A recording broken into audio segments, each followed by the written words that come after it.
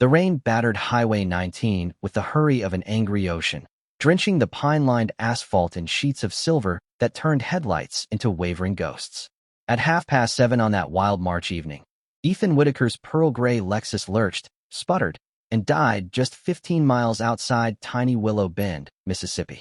Ethan, 37, Verizon baritone, and impeccably tailored, was CEO of Whitaker Nutraceuticals, a Chicago powerhouse worth billions. His schedule ran with surgical precision. A single missed hour could ripple through stock prices. Tonight he was due in Dallas for a midnight red-eye and a breakfast briefing in Tokyo. The universe, apparently, hadn't received the memo. Steam curled from beneath the hood like a furious genie, refusing imprisonment. Ethan cursed beneath his breath, wrenched an umbrella from the trunk, and scanned the roadside. A crooked neon sign flickered through the downpour. Carter's Garage and Towing, fair prices, honest hands. It might as well have read Last Hope. He jogged toward the ramshackle building, Prada loafers sloshing.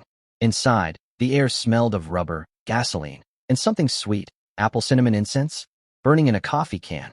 Under the glow of a single fluorescent strip, a woman slid from beneath a vintage Chevy truck.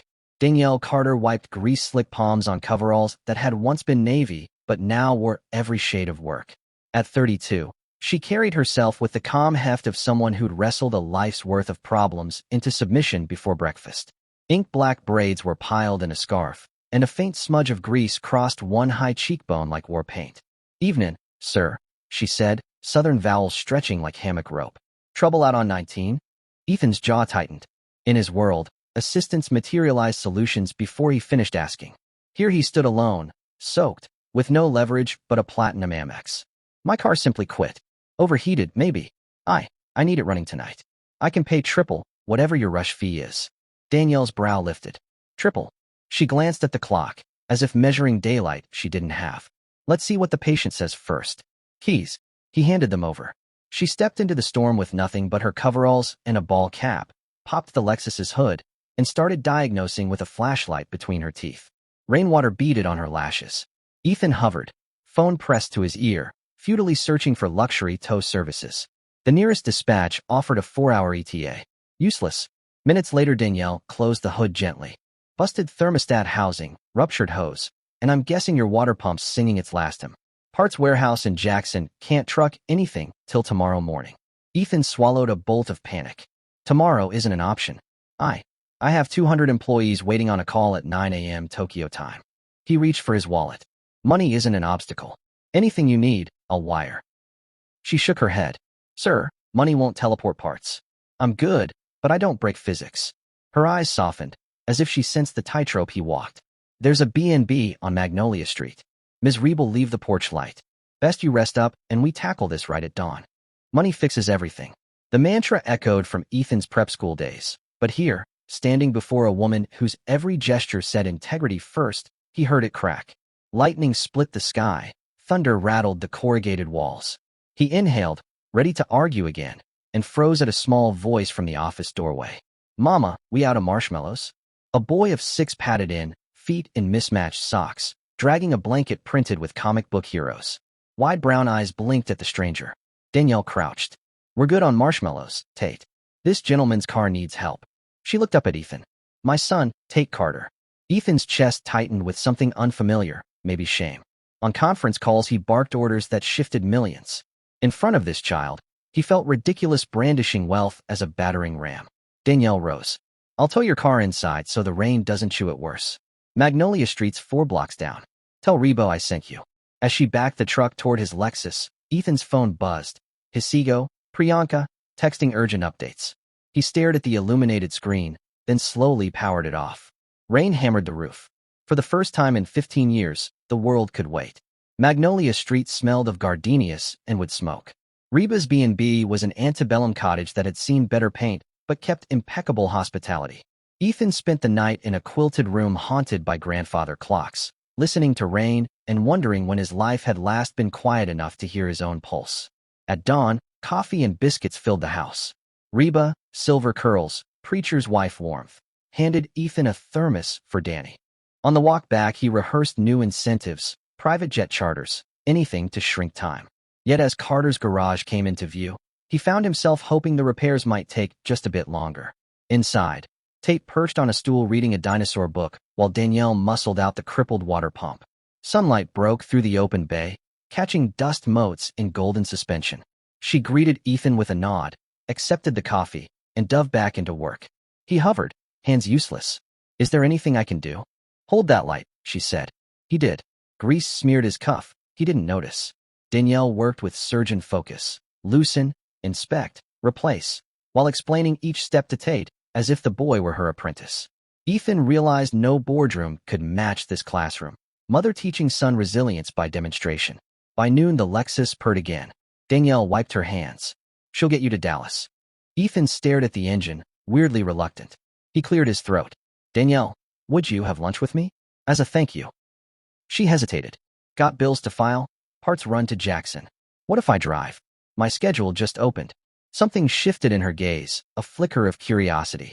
"Tate's gotta eat too." "Perfect," Ethan said, surprising himself. "Hop in." Willow Bend Grill sat by a slow, muddy river and served catfish so fresh it still remembered swimming. The three of them occupied a corner booth, Ethan tasting hush puppies for the first time, Tate explaining paleontology, Danielle laughing at their city-country culture clash. Somewhere between spoonfuls of peach cobbler, Ethan confessed how many nights he'd eaten alone at Michelin-starred restaurants. Phone in hand, conversation nil. Danielle listened, chin propped on grease-free fingers. "Lonely's lonely, no matter how many zeros in the bank," she said. When they stepped outside, the storm had cleared into crystalline blue. Tate skipped ahead, and Ethan found himself lingering beside Danielle, studying how sunlight loved her skin. The moment felt like a page turning. Yet reality barreled back at 4 p.m. Sharp. Ethan's assistant reached him. Priyanka's voice crackled with urgency. "Boards and chaos. Richard Lowell leaked you missed the Tokyo call. Investors smell blood.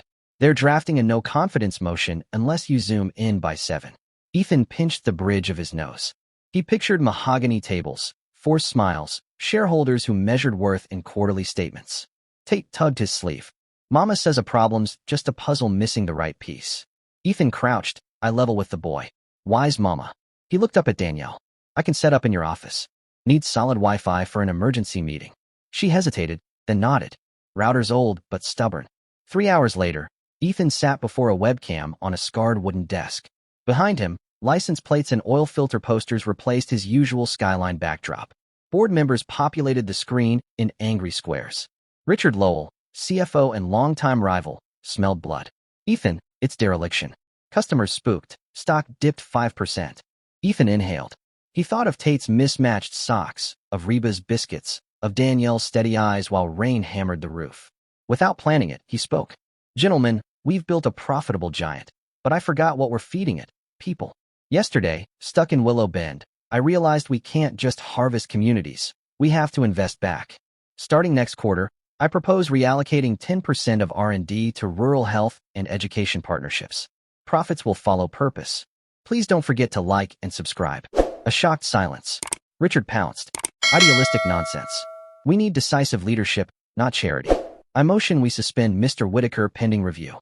Faces shifted, some embarrassed, some intrigued. Ethan's spine straightened. "Then vote. But remember, vision without humanity collapses." The motion failed by a single vote, Priyanka's. Afterward she texted, "Brave. Don't squander this." He exhaled, muscles trembling. Danielle watched from the doorway. "How'd the puzzle fit?" she asked. "Still missing pieces," he said, voice rough. He met her gaze.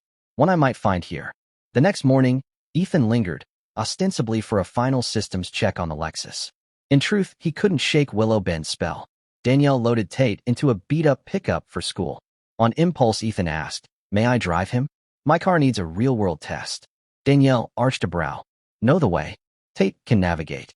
The boy cheered. The Lexus rolled past cypress groves while Tate quizzed Ethan on brachiosaur facts. At the schoolhouse gate, Ethan handed him a business card. "Anytime you need a fossil dig funded, call." Tate grinned and sprinted off. On the return trip, Ethan parked beside the river. Spanish moss swayed like slow dancers. He turned to Danielle. "My boardroom's war. I could buy us airline tickets and fly you both to Chicago tonight. Schools, penthouse, anything." She traced the dashboard with a forefinger. "This town is my roots. Folks here rely on my garage. And Tate's got friends, teachers who get him." Ethan's offer wilted. "So I stay." The words escaped before he considered their weight. Danielle laughed softly. City boy living in a trailer behind a garage? Build me a bunk over the office. I can remote run a corporation from anywhere. He shrugged. Investors will scream, but maybe that's the point. She stared at him, as if calibrating sincerity. Big leap for a man who panicked over a broken hose. Maybe I needed something bigger to break, he said. Her expression softened into something warm and terrifying. I've trusted engines my whole life, Ethan. They fire or they don't. People, harder. Don't promise what you can't keep. He swallowed. I won't.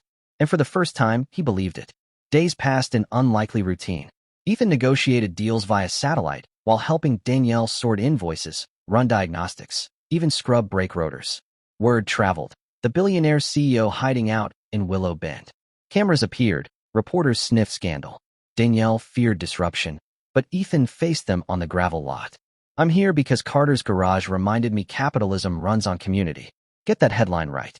One evening, Tate insisted they all attend Willow Bend's annual River Lantern Festival. Paper lanterns, hand-painted with wishes, were floated down the yazoo. Crowds gathered. Music twanged. Barbecue smoke sweetened the air. Ethan, in rolled-up sleeves, scrawled on his lantern, "Build what people need, not what impresses investors." As they released it together, his fingers brushed Danielle's. Sparks leapt under his skin. She inhaled, steady but not immune. Lanterns drifted like slow galaxies across the water, carrying hopes. Tate squealed, pointing at fireflies. In that glow, Ethan realized he wasn't visiting. He was metamorphosing. Transformations, however, seldom go unchallenged. 2 weeks later, Richard Lowell arrived in Willow Bend in a chauffeured Mercedes, power tie flapping in humid wind. He strode into the garage, disdain curling his lip at oil-stained concrete. Playing grease monkey, Ethan? Investors want your resignation. Danielle straightened from under a Honda, eyes narrowing. Richard's gaze swept her, dripping condescension.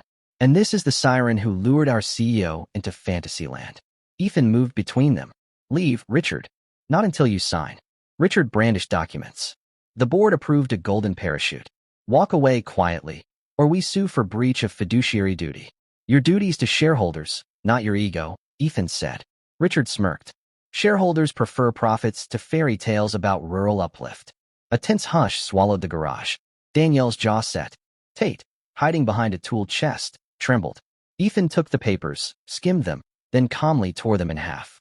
Tell headquarters I resign. I'm buying my shares, starting a private holding company based right here. Anyone who believes in responsible growth can join.